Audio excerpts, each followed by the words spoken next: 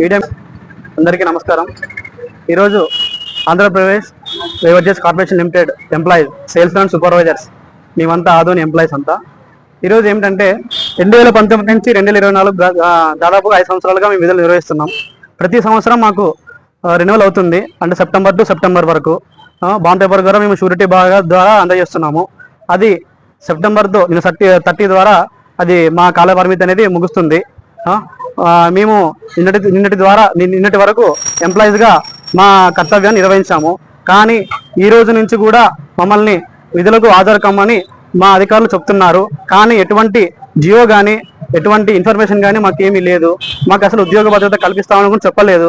మా యూనియన్ నాయకులు, APSBCL union నాయకులు గత 2 నెలలుగా అనేక సార్లు విజయవాడ కమిషనర్ గారిని, ఎండీ గారిని, చాలా మంది స్టేట్ వైడ్ గా మంత్రులు కానీ ఎమ్మెల్యేలు కానీ వినతి పత్రాలు అందజేసి మాకు ఉద్యోగ భద్రత కల్పిస్తారని మేము వినతి పత్రం అందజేశాము. కానీ ఎటువంటి సందేహం లేదు. అందరూ రేపు చెప్తాం, ఎల్లుండి చెప్తామని ఒకే మాటలు చెప్తున్నారు తప్ప అసలు మమ్మల్ని ఎవరు ఆదుకోవడం లేదు. దాదాపుగా 10,000 కుటుంబాలు రోడ్డు మీద పడుతున్నాం. మేము దీని మీదే ఆధారపడి ఉన్నాము. కాబట్టి దయవంచి ప్రభుత్వం మా గురించి ఆలోచించి మాకు ఉద్యోగ భద్రత కల్పిస్తారని మేము కోరుకుంటున్నాము. ఇప్పుడు కూడా మమ్మల్ని నిన్నటి ద్వారా కాలపరిధి మాకు అయిపోయింది. ఈరోజు విధులకు మేము హాజరు కామని స్టేట్ వైడ్ గా బంద్ నిర్వహించాం.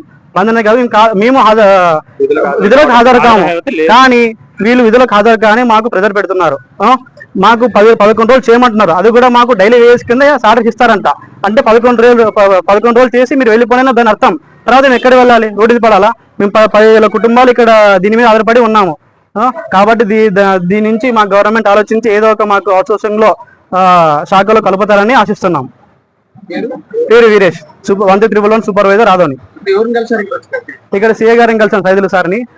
ఈరోజు పొద్దున ఎవరు అసలు షాప్ కి ఓపెన్ చేయలేదు. సార్ వాళ్ళు వస్తే స్టాక్ హ్యాండ్ ఓవర్ చేద్దాం, రెడీగా ఎవరు షాప్ ఉంది వాళ్ళు రెడీగా ఉన్నాము. కానీ సార్ వాళ్ళు వచ్చి షాప్ ఓపెన్ చేయని చెప్పారు. లేదు సార్ మేము ఓపెన్ చేయట్లేదు, మా కాల పరిమితి నిన్నటితో అయిపోయింది, కాబట్టి ఈరోజు మేము విధులకు హాజరు కాము అని చెప్పాము. సార్ వాళ్ళు ఉండి అలా కాదు మీరు ఓపెన్ చేయాల్సిందే, లేదంటే సిఎస్ఆర్ దగ్గరికి వచ్చి మాట్లాడండి ఆఫీసర్ అని చెప్పారు. వచ్చి కలిసాము. సార్ ఉండి మాది ఏమీ లేదు, పైన డిపార్ట్మెంట్ ఎండీ గారు ఎలాగంటే అలాగా అని చెప్పారు. కాబట్టి పైన యూనియన్ నాయకులు కూడా డిఎం గారిని, ఎండీ గారిని కలిసడానికి వెళ్ళారు. సో అక్కడి నుంచి ఏదైనా మా తరపున జియోలో ఉద్యోగ భద్రత కల్పిస్తారని న్యూస్ వస్తే మేము ఇప్పుడే ఈ తక్షణమే పోయి షాపుల విధులకు హాజరవుతాం మేము అని మా యొక్క విన్నపం. పేరు వీరేష్, ఆదోని 1311 సూపర్వైజర్.